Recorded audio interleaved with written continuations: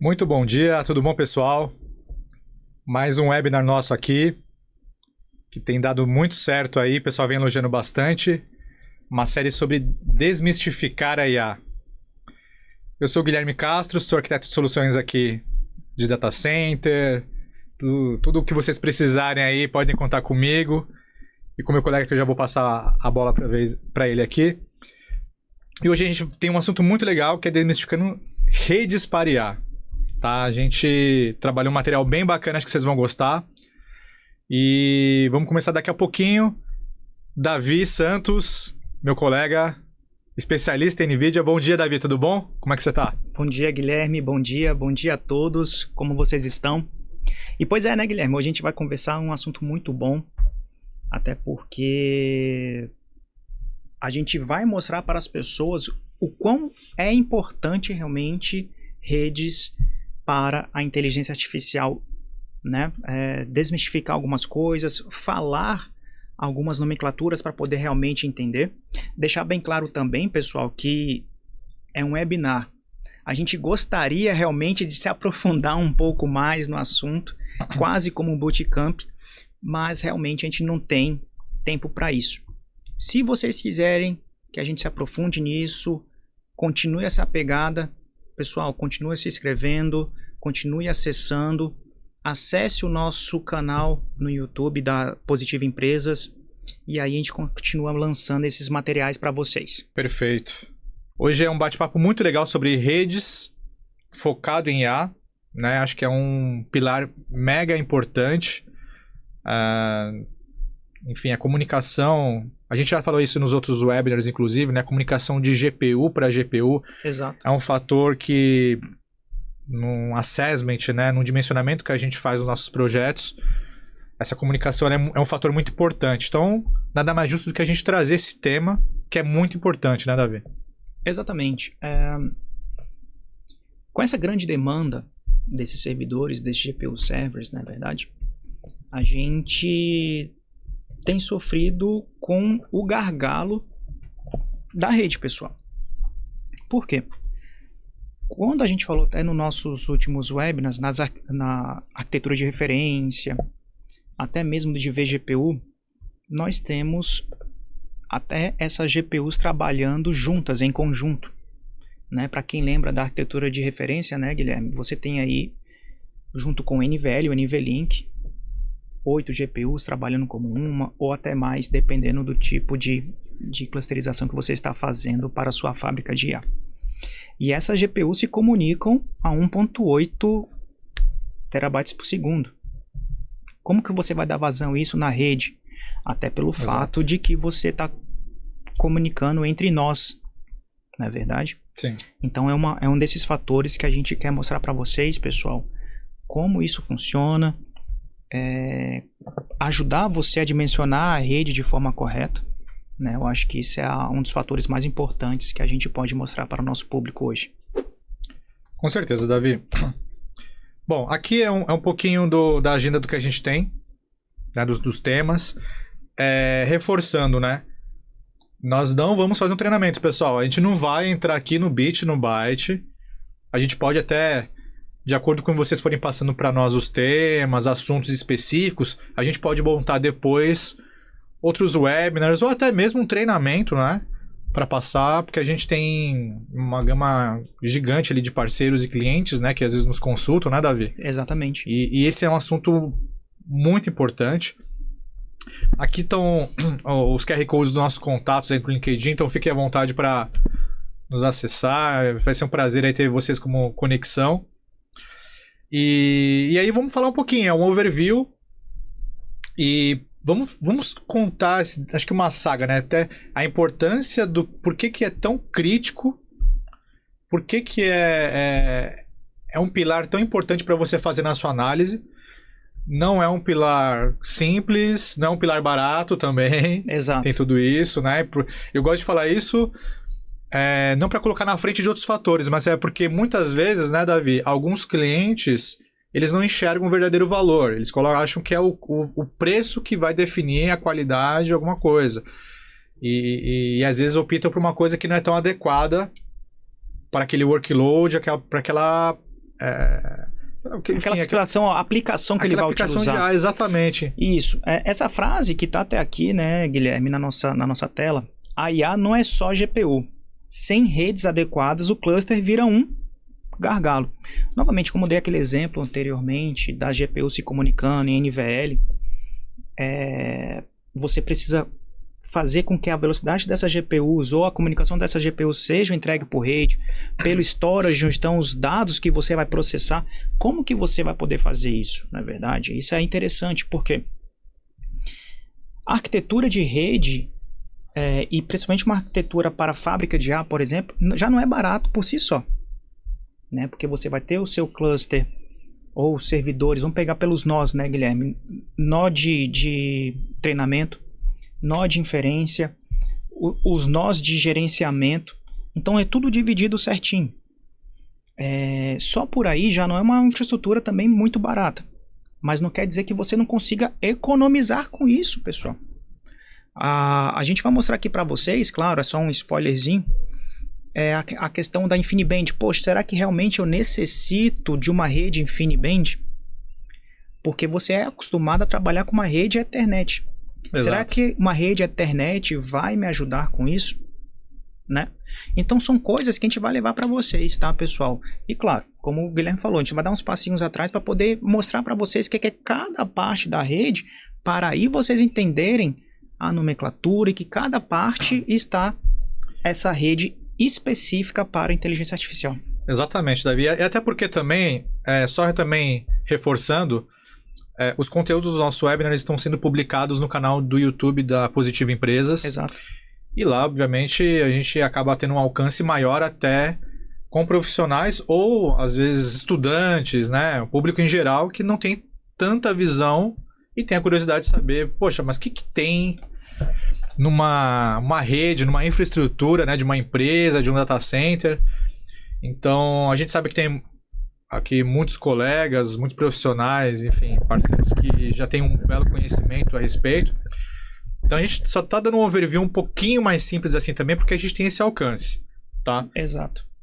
Então, basicamente, pessoal, hoje uma infraestrutura tradicional a gente tem parte computacional, servidores, obviamente os equipamentos de rede, switches, etc., um gateway, um switch core, enfim, e camada de armazenamento, né? Com essa nova onda de IA, a gente está trazendo uma camada forte dentro dos objetos ali computacionais, a parte gráfica, a parte de GPU, né? Isso. Então, isso começa a transformar a rede dentro do data center, né, Davi? Exatamente. Vamos imaginar, Guilherme, algumas analogias aqui, né? Nós temos a camada, se você puder voltar lá. Perdão, passou até aqui. Não, tudo bem. Nessa camada aqui, pessoal, que tá na tela, dos nodes, como eu falei anteriormente, nós temos a camada de servidores para virtualização ou para Kubernetes, certo? Sim. Onde você vai gerenciar tudo isso, que são literalmente os nodes de gerenciamento. Depois disso, Guilherme, a gente vai ter os nossos nós de inferência, que pode utilizar também GPUs, menores por sinal, e os nós de treinamento, certo? Os nós de treinamento também, dependendo do caso, pode depois no futuro se transformar em nó de inferência. Como a gente falou na arquitetura de referência, pessoal, lá na frente, tá? Então, lá na frente não, perdão, nos outros webinars. No webinar passado, que então, a gente assim, teve. Por quê? Porque literalmente você faz o treinamento, às vezes aquele nó fica ocioso, então você pode deixar ele como para inferência, né? E aí, onde estão os nossos dados? Está, claro, na camada de storage, certo? Na camada de storage, a gente precisa também de uma comunicação muito rápida. Sim. Não é verdade? Novamente, você vai processar esses dados. Como que você vai processar esses dados? Jogar isso diretamente na GPU. É um ponto a se pensar, né, pessoal? E claro, toda a infraestrutura de network. Como você falou, temos os nossos switches. Hoje em dia, eles não são mais contados como...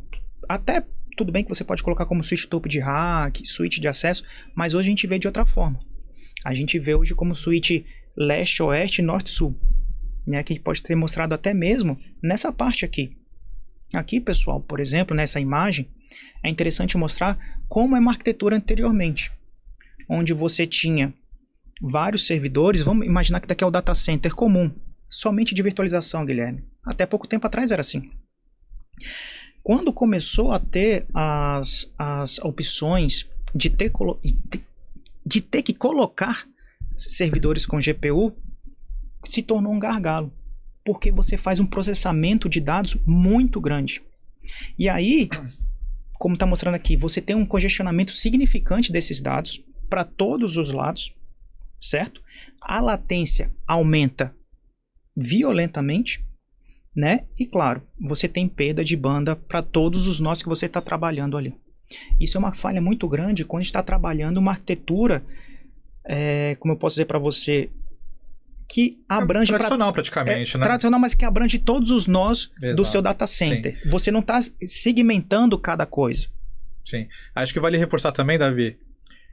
E aí, pessoal, vão lá no canal da Positiva Empresas, dão uma olhada nos episódios lá, mas a gente reforçou isso. Pessoal, IA, ela tem, inclusive, tem um grande valor também, não só pela capacidade de GPU. Muito também está, além disso, está na capacidade de você ter uma alta escalabilidade e uma comunicação chip-to-chip. Então, a geração atual, a Blackwell, a gente está falando que uma GPU consegue se comunicar com outra dentro do mesmo servidor a 1.8 teras por segundo. Como é que você quer escalar isso e você ter que fazer uma GPU de um servidor comunicar com outro se você tem uma rede 10 GB? Que é uma rede que para um determinado workload, né, pode atender super bem, mas para esse tipo de demanda de IA que a gente está vivendo hoje, não vai atender. Então, são esses pontos que a gente está falando e é esse ponto que a gente pode encontrar numa rede que o cliente, né, que a gente está compartilhando com vocês, que se ele não tiver os devidos olhares ali, né, para implementar de forma correta, a gente não vai... ele vai sofrer problemas e a gente não vai ter um resultado esperado que ele precisa ter, né? Exatamente. Todo mundo ainda, Guilherme, como você bem falou, trabalha em rede tradicional, Ethernet geralmente, 10, 25 GB. 25 GB se tornou o padrão standard, não é verdade? Mas como você bem falou, as GPUs estão se comunicando entre elas, GPU to GPU, a 1.8. Até aí tudo bem, você só tem um nó. Imagina, pessoal, você só tem uma HGX, está fazendo um NVL ali dentro, 1.8 teras. Mas como você vai fazer com que ela se comunique nessa mesma velocidade com outro nó? E aí, quando você está tendo cluster, como você vai fazer com que elas se comuniquem com outro rack nessa velocidade? Exatamente. Né? Então, você precisa segmentar essa rede. E se, ainda assim, você tentar manter isso numa rede tradicional, foi o que a gente viu no slide passado. Cara, sua latência vai aumentar, a banda para todos os nós vão diminuir. Imagina, pessoal, a verdade é essa. Sabe quando o seu amiguinho que tem acesso ilimitado à rede da sua empresa usa o torrent na sua rede? É isso. Ele vai lá, tá puxando um filmezinho dele lá, a série dele lá, Game of Thrones. Lembra do Game of Thrones? Aquilo ali destruía a rede da empresa, né? Então, o que acontece? Se puxou o torrent, matou todo mundo. É basicamente isso. Quando você coloca um GPU server, 2 GPU servers ali para poder trabalhar entre eles, comunicando com storage a 25 GB, você imagina o tanto de dados que somente esses servidores estão puxando. Exato. Como ficam os outros servidores?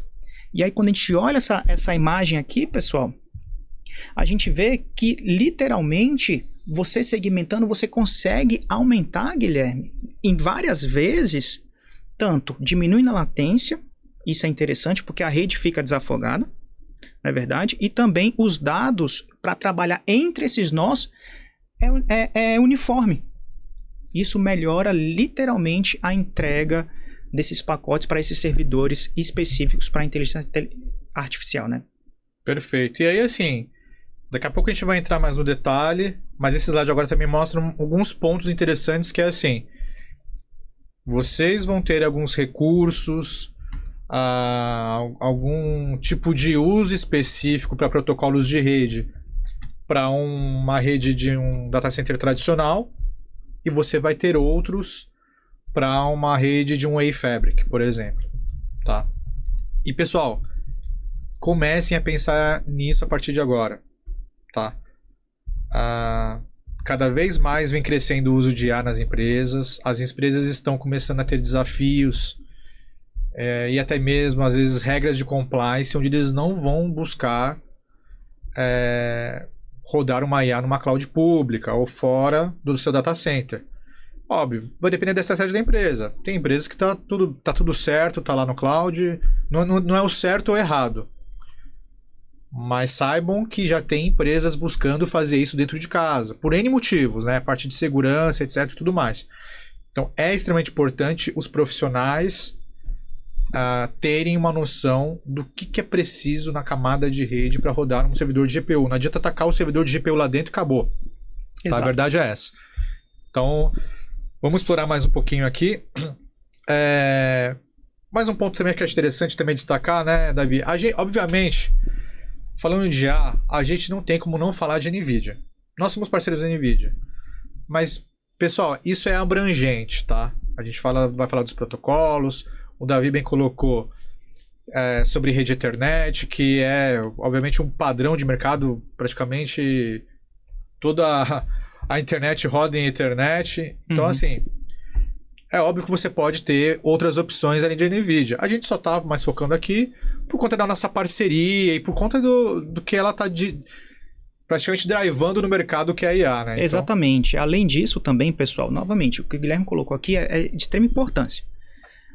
Além da parceria e além dela estar colocando isso como padrão, lembre-se que a gente nos outros webinars, como arquitetura de referência, isso serve para vocês entenderem como é uma arquitetura de referência. Principalmente para quando é Ethernet, tá bom? Então, assim, tem vários fabricantes que têm suítes Ethernet que vão atender ali e vão entregar para vocês os protocolos que a gente vai falar mais na frente, como o RDMA, o ROS, dentre outros, tá? Que podem ser a alternativa para o InfiniBand, que também vamos citar aqui. Tá? Aqui nesse quadro é bem importante mostrar para vocês, né, que temos, claro, as conexões InfiniBand e as conexões Ethernet, né? No caso da NVIDIA, nós temos para InfiniBand os switches e as configurações voltadas para o Quantum, que é o produto dela para InfiniBand, certo? E para a internet o Spectrum, ok? Então, mostrando aqui embaixo, é interessante que nós temos o switch Spectrum Ethernet, tá? Nós temos, claro, os conectores, os ConnectX, que vocês conhecem bem, da antiga Mellanox, agora NVIDIA Networking, e a Bluefield também, que a gente vai entrar mais em detalhes na Bluefield, que é interessante você entender como que funciona a DPU. Ah, só a NVIDIA tem DPU? Não, pessoal. A NVIDIA tem DPU, outras fabricantes têm DPU, tá ok? Mas a gente vai só mostrar para vocês como é que funciona. Pegue como referência, né, Davi? Exatamente. O que nós, novamente, pessoal, o que nós queremos aqui é que vocês entendam a arquitetura em si.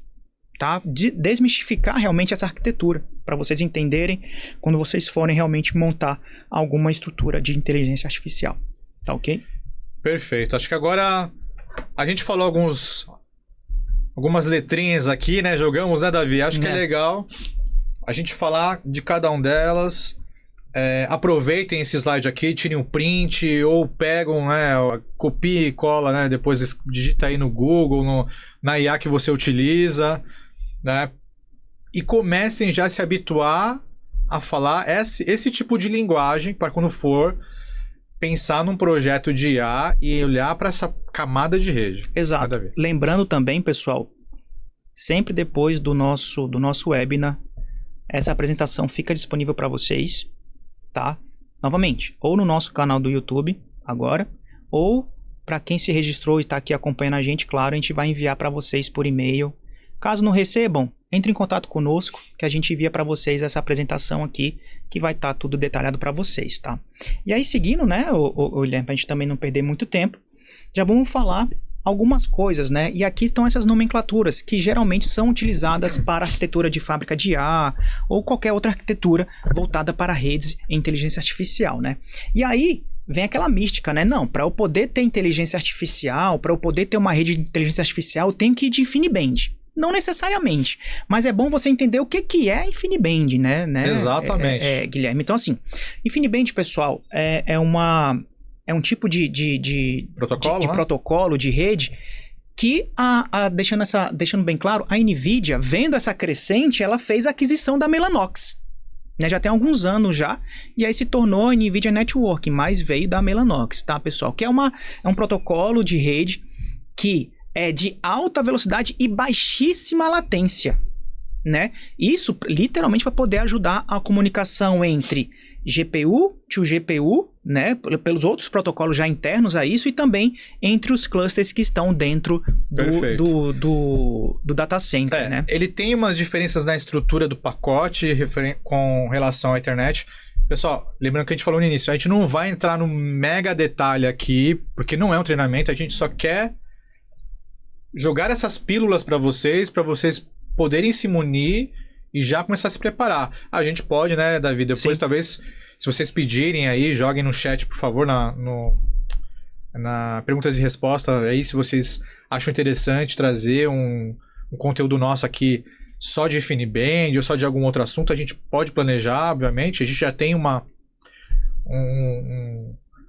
trilha de caminhos aí, né, de que a gente vai passar de assuntos no nosso webinar, mas a gente pode pensar em aprofundar algum desses temas, tá? Mas, basicamente, é isso que o Davi comentou. É um protocolo que tem uma mega vantagem para redes que precisam de baixíssima latência. Sim. E alta velocidade de banda. Exatamente, né? Hoje já chegando a 800 GB, já é um dos padrões que estão tendo aí, né, Guilherme? Já, se não me engano, também já para poder acompanhar essa transmissão das GPUs, já está programado aí para alguns anos, vinha de 1.8 também de rede. Então você imagina como virá o próximo quanto, né? Então o InfiniBand é isso, pessoal, né? Essa é a entrega dessa arquitetura de malha comutada ponto a ponto dedicada, certo? E aí já começa algumas sopinhas de letrinhas, né? Como a gente falou. RDMA. Se você quiser falar, o que é o RDMA, ô Guilherme? Então, aí vamos falar já o acrônimo, né? Remote Direct Memory Access. Sim. É a capacidade de um servidor conseguir executar algum workload já utilizando uma memória remota em outro servidor, sem precisar passar pela camada de sistema operacional e CPU. Exato. É um protocolo de comunicação que traz uma grande eficiência, principalmente em redes para IA, né? E HPC também, né? Que Exato. também é um outro tipo de workload que demanda bastante a parte computacional e de GPU, etc. Né? E isso, pessoal, pense no seguinte. E aí vamos dar um passo atrás. A gente está falando desde as outras webinars que é mega importante essa comunicação chip-to-chip, né, exatamente, Davi? Ou seja, desonerar o que a gente tem hoje no meio do caminho da comunicação entre as duas GPUs. Sim. Se a gente coloca o PCI Express, e quem controla o PCI Express? CPU. Exato. CPU utiliza memória. CPU vai fazer muito dessa intervenção, também vai onerar o sistema operacional. Quem está querendo colocar uma IA para rodar, ele não quer onerar o servidor dele com outros recursos, né? Exatamente. Então ele está focado na GPU. Então esse é um protocolo, pessoal, que quando você for escalar isso para um cluster, né, Davi? Exato. É um protocolo de, assim, altíssimo valor, porque ele vai desonerar as CPUs de ambos os servidores, a camada de sistema operacional, e vai conseguir endereçar diretamente na memória de um servidor remoto. Isso é interessante. Pessoal, lembrem-se do NVLink que a gente falou nas outras edições. GPU to GPU, fazendo com que elas trabalhem até de forma mais rápida. Se a gente for somente pela linha do PCI Express, o PCI Express 5, se eu não me engano, hoje é 128 GB. 128 GB. E aí, quando você coloca uma GPU para conversar com outra GPU, é 1.8, dependendo da geração da GPU. 1.8 teras. 1.8 teras, exatamente. Então... Bem lembrado. Mais de 10 vezes mais. Mais de 10 vezes, assim. A performance superior é absurda. É absurda. Então, assim... Você imagina você tendo esse gargalo de você trabalhar entre as duas, 4, 8 ou mais GPU, e depois ter que tirar isso, colocar na linha do PCI Express, mandar para o processador, pegar aquele stage de memória, literalmente para poder trabalhar entre sistema operacional, o próprio processador, voltar isso para a GPU, ou em outro cluster, tudo isso você perde muito tempo. Para quem realmente tem trabalhado com inteligência artificial, sabe que isso é imprescindível para você ter o resultado, claro, ou do treinamento. O treinamento vai demorar bem menos para poder ser feito, certo? Ou no caso de bilhões de dados, exatamente. Né? Tem alguns chegando quase cara de trilhão, né? Exatamente. Então, assim, aí você vem e também, se vocês forem imaginar, pessoal, na inferência, quanto menor tempo entre a comunicação, a inferência também é mais rápida. Na verdade, então assim, eu quero que... É só um exemplo, meu chat GPT responda aqui em 5 segundos, no máximo. É isso, Davi. Eu vou comentar ontem eu estava num treinamento voltado para uma parte de IA e fomos fazer um teste. Pegamos uma LLM, fizemos lá um import dessa LLM lá no servidor. Vamos fazer uma pergunta simples aqui. Vamos usar só CPU, não vamos nem usar GPU. Vamos usar só CPU, que é um ambiente, era um laboratório, era só para fazer um teste, para ver como estava funcionando aquela estrutura. Foi muito lento. Foi muito lento. Tem, obviamente, algumas demandas, né, Davi, que vai, talvez, uma GPU atender. Ok. Mas se você for escalar isso, uma escala enterprise, onde você tem centenas, às vezes milhares de colaboradores em alguma empresa, vai ter gargalo. Você tem que planejar quanto a isso. Exatamente. Então é mega importante. E acho que é um ponto interessante, acho que é o gatilho para você falar do próximo, Davi. O RDMA roda em InfiniBand. Sim. Né? Sim. Tem alternativa para Ethernet, Davi? Tem, que é o ROS, pessoal. Aqui, o ROS, ele é o RDMA over Ethernet, né? Então, o que acontece? Literalmente, ele faz a mesma coisa em cima de protocolo Ethernet. Isso que é interessante, porque aí o valor... switch InfiniBand é muito caro. Coloca no seu Ethernet. Pronto. Mas também você não vai colocar no seu switch de 25 GB Ethernet. Né? Exatamente. Coisa que acontece. A gente sempre fala isso, né, pessoal? Não é somente GPU. A frase no início do nosso webinar diz muito sobre isso. Não é somente GPU, pessoal. Você tem que pensar num todo. E aí, quando a gente vai jogar, cara, eu vou investir até mesmo num bom servidor, com boa GPU, sei lá, numa HGX, ou se for em H200, NVL e tudo mais, mas eu preciso fazer a comunicação entre eles e preciso colocar um switch para poder fazer essa comunicação dos meus clusters aqui. Pode utilizar a Ethernet? Pode utilizar a Ethernet, e aí você usa o protocolo ROS para isso, que é o RDMA over Ethernet, tá, pessoal? Então, sim, isso já é interessante para poder seguir e abaixar o custo de vocês, tá? Perfeito. Em seguida, né, Guilherme, nós temos uma plaquinha, vamos dizer assim, que pode também ajudar nesse processamento, a gente entregar mais recursos, que é a DPU, né, pessoal, que é o Data Processing Unit, que é um processadorzinho, eu vou colocar dessa forma, parece uma plaquinha de rede, mas ela tem um processador único dela. Embarcado naquela placa. Embarcado naquela placa, é um processador ARM, tá bom, pessoal? Não somente a NVIDIA tem, tá? A gente vai dar exemplos aqui da NVIDIA, como a gente falou anteriormente, mas não somente a NVIDIA tem. E ela tem, nesse caso, esse processador, tem uma memória embarcada para você colocar, literalmente, aplicações lá dentro. E voltadas para a rede, né? Exatamente, voltadas para a rede, voltada para a segurança, onde você ajuda também fazer esse bypass em cima de certos processamentos, tirando a carga da CPU, certo? E até mesmo, dependendo da aplicação, pessoal, você pode colocar ela todinha dentro de uma DPU e você não precisa de um appliance externo para poder resolver isso. Appliance de segurança, um appliance de SDS, né, de Software Defined Storage. Tem vários tipos de aplicações que você pode colocar dentro de uma DPU, onde você já desafoga o seu processador, sua memória e até mesmo o custo da sua infraestrutura, quando no que tange você tem algum tipo de appliance que você tem que colocar por fora. Exatamente. Então, assim, pessoal, às vezes acaba, né, Davi, a gente sendo repetitivo, mas assim, é bom para reforçar sobre isso. Pessoal, uma placa de rede que você coloca no servidor, você vai colocar onde? No PCI Express. Quem faz a gestão do PCI Express? CPU. Então, a ideia da DPU é exatamente isso que você comentou, Davi. É tirar, desonerar toda essa sobrecarga da camada também de rede para a CPU. Então, você vai ter uma aceleração maior, inclusive nos processos de rede, por conta disso. Ela vai ter um processador ali já embarcado. Já tem uma série de recursos de segurança, até para trabalhar com storage, trabalhar com uma série de funcionalidades que você encontra numa placa de rede, ou obviamente, numa necessidade de rede. Essas placas DPU já vêm. Tá? Então, acho que é mega importante vocês colocarem na balança, muitas vezes, entender que pode ser bem interessante ter uma DPU. E aí, no sentido do quê?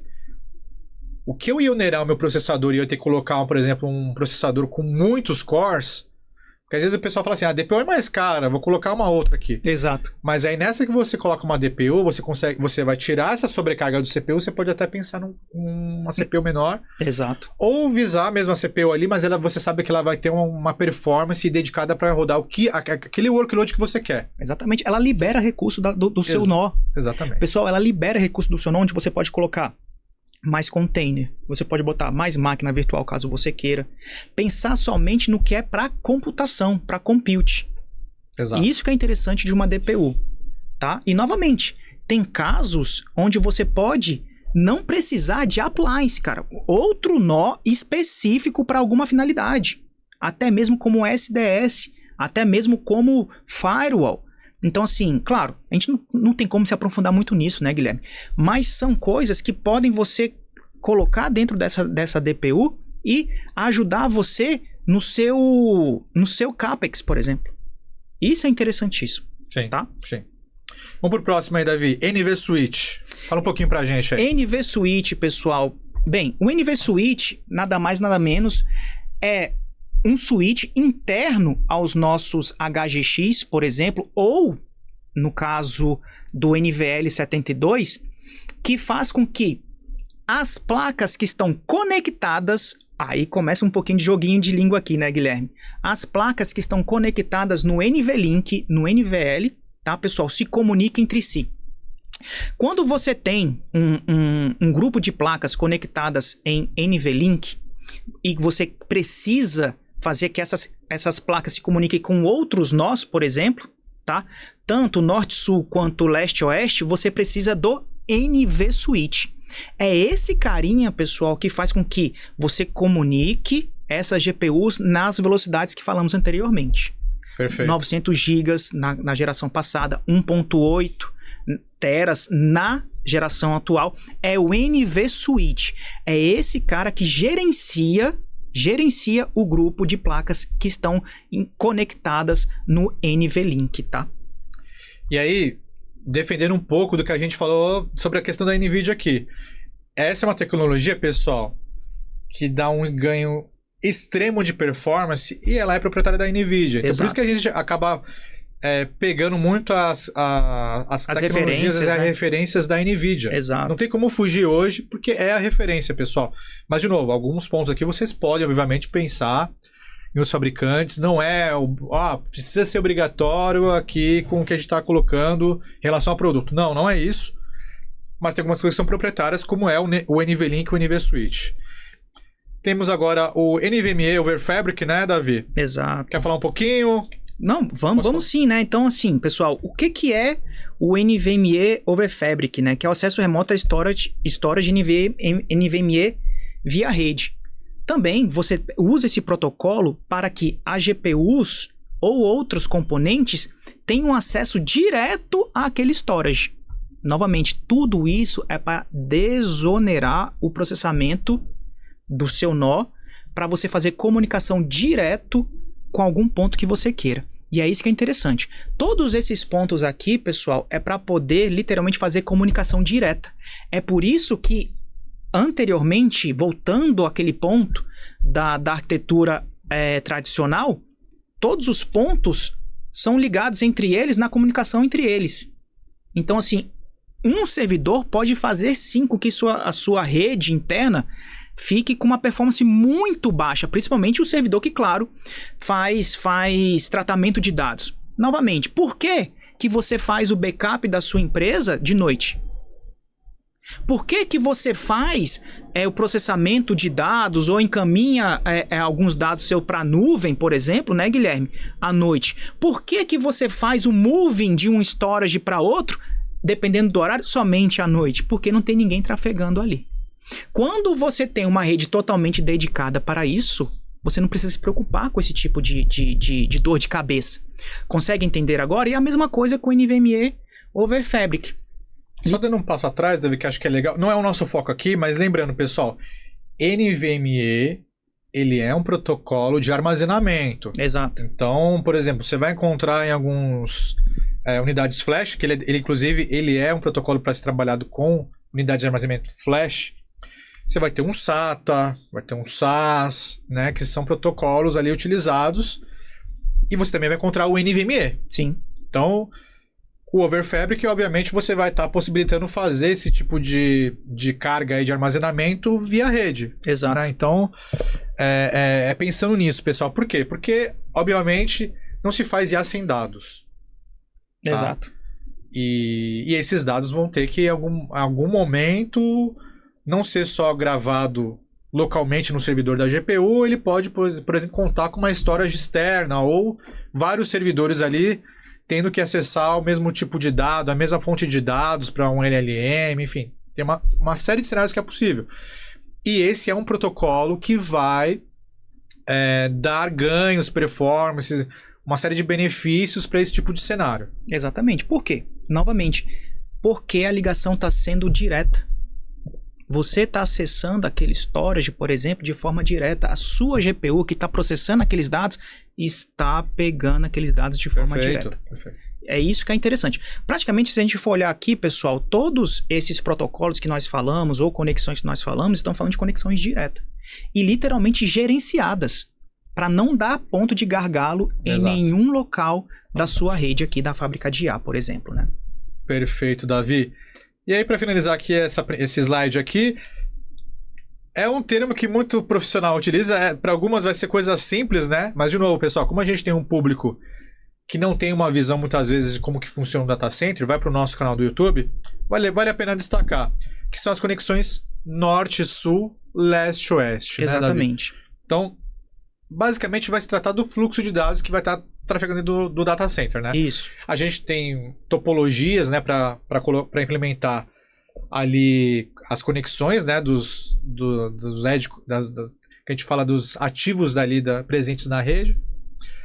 E a gente tem ali switches, roteadores, etc. Então, quando a gente fala de uma comunicação norte-sul, a gente está falando do servidor até a internet, por exemplo. Então, ou seja, no mesmo rack. No mesmo rack. Quando a gente fala leste-oeste, a gente está falando de um alcance de um servidor para um outro servidor numa outra ponta dentro do teu data center, não está no mesmo rack, e ele trafega numa linha imaginária ali, leste-oeste, trafegando por uma outra linha de switches até chegar nessa outra ponta. Exatamente. Bem simples, pessoal. Norte-sul, vertical. Leste-oeste, horizontal. Comunicação norte-sul, mesmo rack. Comunicação leste-oeste, outros racks. Bem simples, tá? Mas isso vocês têm que realmente ter noção do que é, porque quando vocês forem falar de arquitetura de rede para inteligência artificial, você vai escutar muito isso, né? Então, é bom vocês se familiarizarem já, tá? Perfeito, Davi. Bom, aqui é legal, né, Davi? O que a gente quis colocar esse slide aqui, a gente estava conversando ontem, vamos colocar, porque assim, a gente fez um slide ali com bastante termos, né? São termos difíceis para alguns, a gente quis mais explorar, dar exemplos e tudo mais, e esse aqui ele ilustra bem, né? Um pouquinho como que é essa crescente, como que começa a transformar, ter esse desenvolvimento no data center.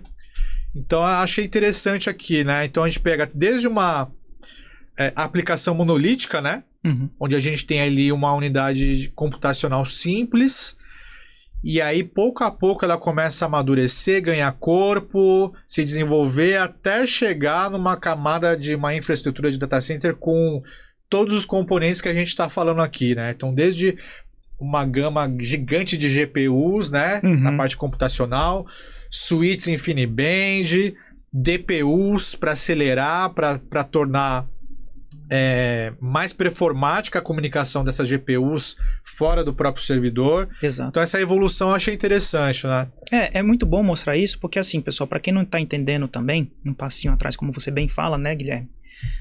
Olhando no começo aqui o monolítico, é aquele rack antigo, onde cada servidor aqui tem a sua aplicação. Ponto.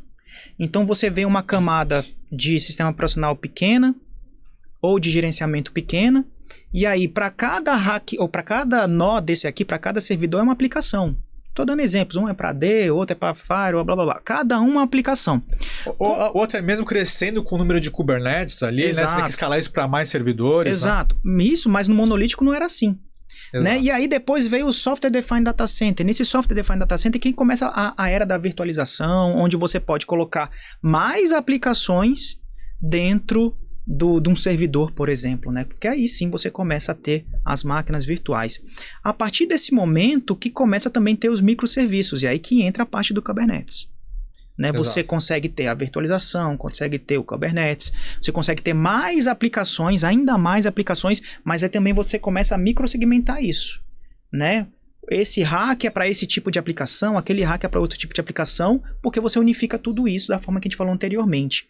E aí, no próximo passo, né, que é a questão da GPU, né, onde já começa a ter o que a gente falou anteriormente, a GPU começa a processar isso, entregar cálculos mais rápidos, e aí esse processamento sendo jogado para cima da GPU, ou para HPC, ou para inteligência artificial. E no último caso lá que a gente viu, foi a questão do hack já com DPU para poder ajudar nessa segmentação da rede. Perfeito. E aqui agora nesse slide a gente começa a ilustrar um pouquinho melhor, pessoal, o que a gente já vem falando.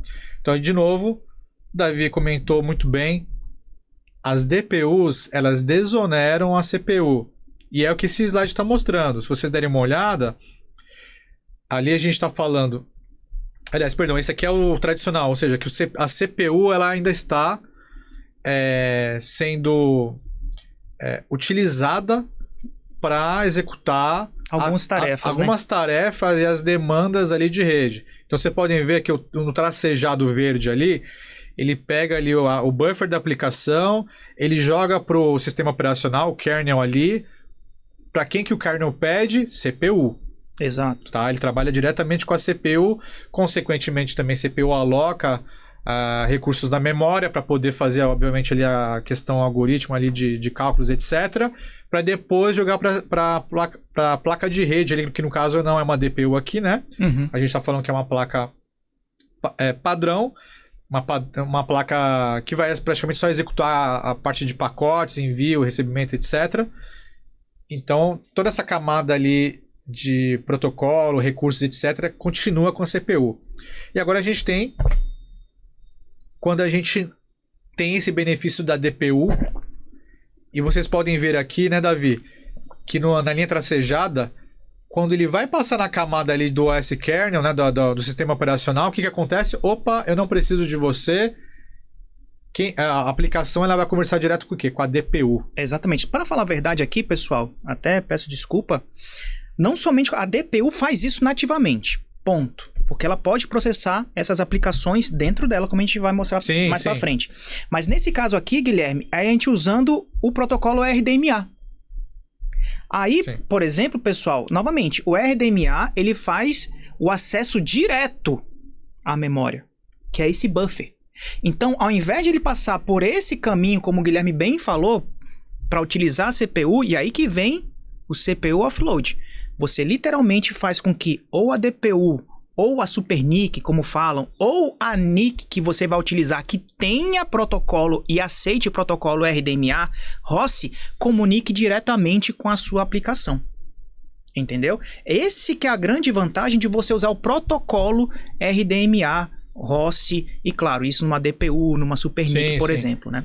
Acho que pode pensar também aqui em um cenário que a gente comentou num exemplo, acho que foi você, Davi, de empresas que, por exemplo, utilizam a DPU para executar a camada de firewall ali. Exatamente. Então a aplicação ali em cima também vai fazer alguma requisição. Quando ela passar aquela camada de política de firewall, etc., ela não vai utilizar a CPU. Ela vai jogar direto para a DPU. E a DPU que tem ali o processador e tem esses recursos ali nativos com essa parte de criptografia, firewall, etc., ela que vai fazer esse trabalho. E você imagina, Guilherme, você fazendo isso dentro da DPU, por exemplo, tendo acesso direto a um storage, que são seus dados. É a sua segurança. Hoje os dados, a gente sempre fala aqui nos nossos webinars, os dados é o ouro de hoje, pessoal. Hoje, o ouro de qualquer empresa são os dados. Então, você colocando a sua segurança também dentro de uma DPU, o que acontece? Você literalmente está também tirando uma camada de acesso de um hacker, por exemplo, ou de um ransomware. Sim. Porque quem está tendo essa segurança ali é literalmente a própria DPU. Perfeito. Aqui é um exemplo bacana de ilustrado aqui como que é o processo da GPU Direct RDMA, que a gente comentou também. Uhum. Assim, o tracejado aqui mostra bem como é que é. É bem similar à questão da DPU, né? Então você vê que ele tem um salto ali quando vai falar do OS kernel, que obviamente, que faz toda a aquisição para o CPU, né? Uhum. Da aplicação. Ele dá um salto e ele vai direto ali para a camada de rede ali, sem consultar a CPU local, e vai consultar lá na memória remota do outro servidor. Exatamente. Então, imagina aqui, pessoal, utilizando esse RDMA juntamente com o NVMe, né? O NVMe over Fabric. Então, a sua GPU pode ter acesso direto à aplicação, né? E também ao storage. Novamente, a gente está falando aqui, pessoal, de acessos direto a pontos específicos sem onerar toda a rede. Cada parte dessa rede que a gente está falando aqui, ela faz o acesso direto sem precisar passar por outros caminhos. Perfeito. Aqui, ressaltando o que a gente falou já bastante, né, que são os 3 pilares que, para essa parte de rede, é muito importante, né? Então, GPU, CPU, o que isso tem a ver com a rede, o que é os benefícios de uma DPU que ela pode trazer. Exato.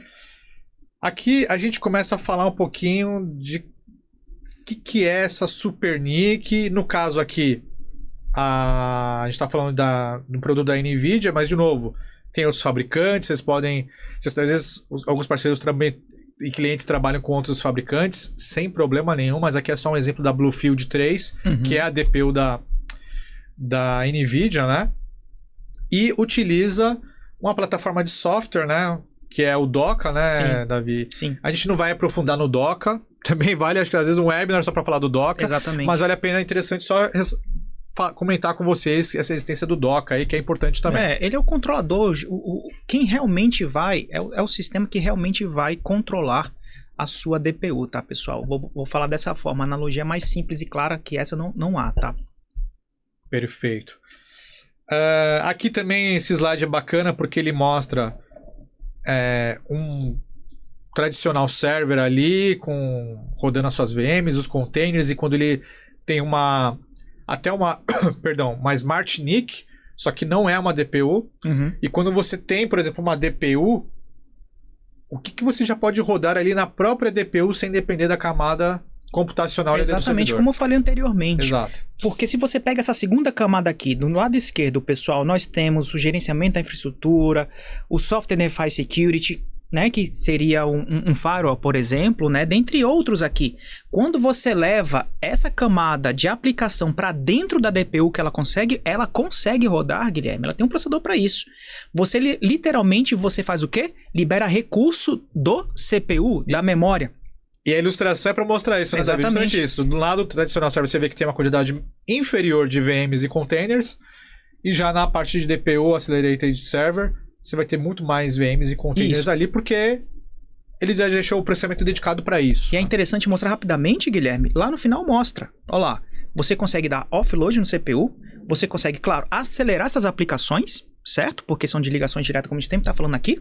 E o mais interessante, pessoal, você consegue isolar isso para segurança.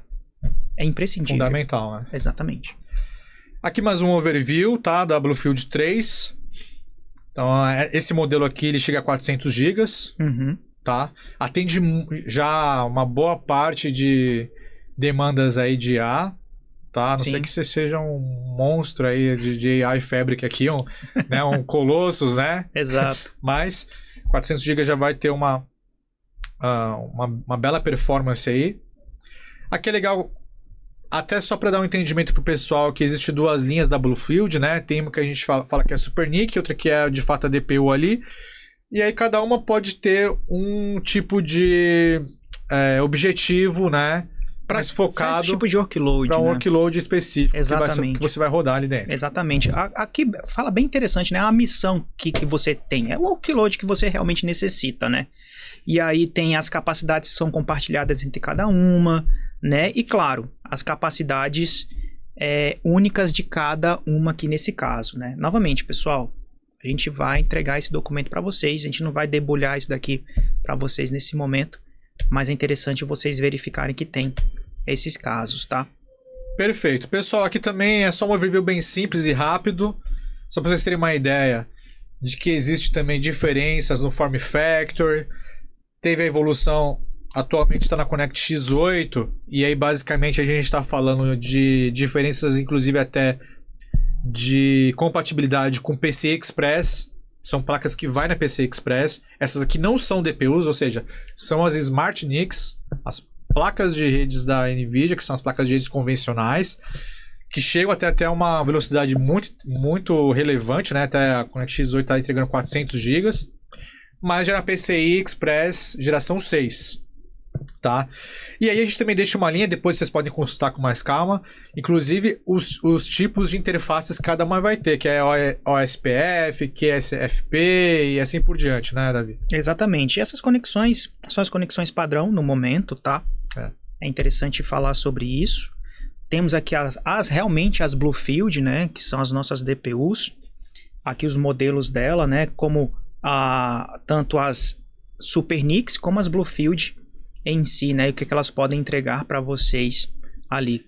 É interessante mostrar, como eu falei para vocês, ela tem um processador único, já vem com memória, você pode ver que ela tem memória integrada, né? Se você pensa em algo, por exemplo, realmente de mais performance, a gente vai nas DPUs mesmo. Se você necessita de algo com menor performance, na Super NIC, né? Então, a Super NIC, por exemplo, ela é uma plaquinha que tem menos de 75 watts de TDP, mas tem Bluefield que chega a mais de 300 watts de TDP, dependendo do tipo de Bluefield que você vai colocar aqui, né? Perfeito. Aqui, pessoal, a gente está chegando no final, tá? Sei que trabalhamos um minutinho, mas é só para complementar aqui, que é uma observação que, assim, geralmente o pessoal já tem uma noção, né, Davi? Mas vale destacar que é o quê? Pessoal, se atentem ao tipo também de cabeamento, tá?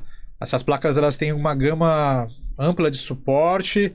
Se atentem quando uma ponta é OSFP, outra aqui é SFP, como é que você vai conectar, né, Davi? Exatamente. Vai fazer ali um MLAG, enfim, são, de novo, vamos entrar na sopa de letrinhas aqui, não vamos debulhar muito a fundo, mas são pontos importantes que vai, inclusive, também influenciar os cabeamentos, né? Exatamente. Que é SFP 112, 56, o que é cada coisa. É interessante, pessoal, que vocês entendam o que é isso, tá? Quantos lanes de 56 GB está sendo entregue? Perfeito. Na verdade, aquela placa entrega. Então, é a linha, realmente, a quantidade de linha do QSFP que isso vai ser entregue. É interessante que vocês procurem saber um pouco mais sobre isso, tá? Não é tão difícil não, mas...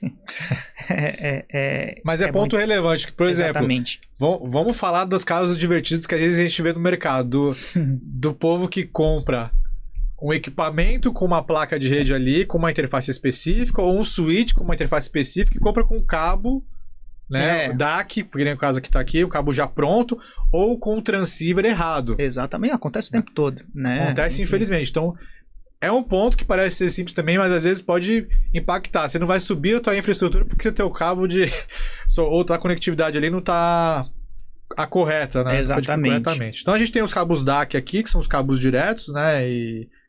Os mais comuns. Mais comuns, já vem prontos, exatamente, né? Mas esses são utilizados na arquitetura tradicional, geralmente. Sim. Né? Podem ser possível também com AI, mas assim, não é tão convencional. Exatamente. Geralmente é mais tradicional. Não é o best practices, né? Até porque mais na frente a gente vai mostrar aí esses cabos ativos aqui, né? Que já começam a ter realmente, ó, como tá mostrando aqui, low latency, já são preparados para isso também, né? Então é interessante entender. A fibra literalmente aqui, né? Exato. Outro ele já é um cabo de cobre. Exato, ainda assim de cobre, né? Aí a gente tem aqui agora... os ópticos. Agora esse aqui que são realmente recomendados para alta banda, né? Que são os óticos. E mesmo sendo DAC, ainda são óticos, né? Então realmente preparados para uma infraestrutura de inteligência artificial. Aqui a gente falando só dos transceivers, né?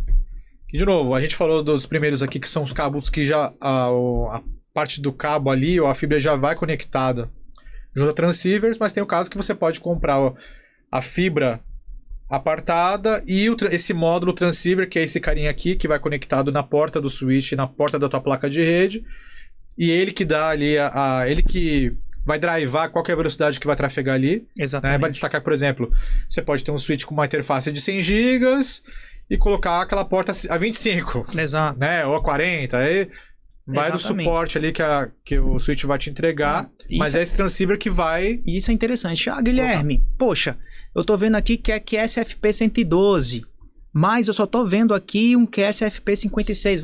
Eu vou conseguir encaixar? O encaixe é diferente? Sim, o encaixe é o mesmo porque é QSFP. Sim. Mas, como você bem falou, a velocidade ou o tipo de quantidade de lanes que você vai trafegar é menor, tá? Somente isso, tá, pessoal? Mas o encaixe é o mesmo. Perfeito. Pessoal, estamos acabando. Novamente, vai para o canal do YouTube, podem fazer perguntas lá, a gente está respondendo, tá, pessoal? Ou então, como a gente falou para vocês, entre em contato conosco, a gente já deixou os nossos contatos com vocês aí, entre em contato conosco que a gente tenta responder vocês na medida do possível, né, Guilherme? Com certeza, Davi, vai ser um prazer. Como a gente sempre fala, a gente tem parceiros, amigos praticamente ali, né, nesse meio, clientes, e é um prazer para a gente sermos consultados por vocês, esclarecermos, ajudarmos em projetos, independente inclusive de qualquer coisa. Acho que é interessante a gente cada vez mais apoiar, né, inclusive até essa comunidade de TI, que assim, é um tema novo, né, Davi? Não era tão discutido há... Nem 2 anos, eu acho. Nem 2 anos atrás, praticamente, né? Exato. Assim, da forma que está sendo discutido hoje, de infraestrutura e tudo mais. Novamente, a IA não é só GPU. Exatamente. A gente já falou, chega muito pra gente, eu preciso de um servidor com GPU. Tá, e o resto? É isso aí. É o desafio, né? Que vão com certeza enfrentar quando for pensar em colocar ela dentro de casa. Exatamente. Então, assim, pessoal, reforçando, se preparem. Por enquanto foram pílulas e algumas coisas, né, Davi? Mas acho que foi muito importante, que foi muito enriquecedor, porque obviamente tem pessoas que não ainda colocaram a mão na massa para pensar numa AI Factory dentro de casa. Sim. Mas uma hora ou outra vai chegar isso e é bom estar preparado, pessoal. A demanda, tanto de dados, dos processamentos de dados, e principalmente voltar para a inteligência artificial, só cresce. Ou se a sua empresa está pensando em ter a sua própria fábrica de IA, ou colocar algum cluster ali somente para poder fazer seu próprio chat GPT, tem que pensar nisso. Está crescendo, os dados crescem cada vez mais, né? Então é o que a gente realmente necessita entregar para os nossos clientes e fazer com que eles entendam essa arquitetura, né, Guilherme? Acho que é isso que é o mais importante. Bom, acho que é isso, pessoal. Já demos um tempinho aqui. Agora é só agradecer a participação de vocês por estarem aqui conosco, assistindo. Pessoal que está revendo no YouTube, muito obrigado, contem conosco. Vai vir mais episódios aí, tá? Fiquem atentos.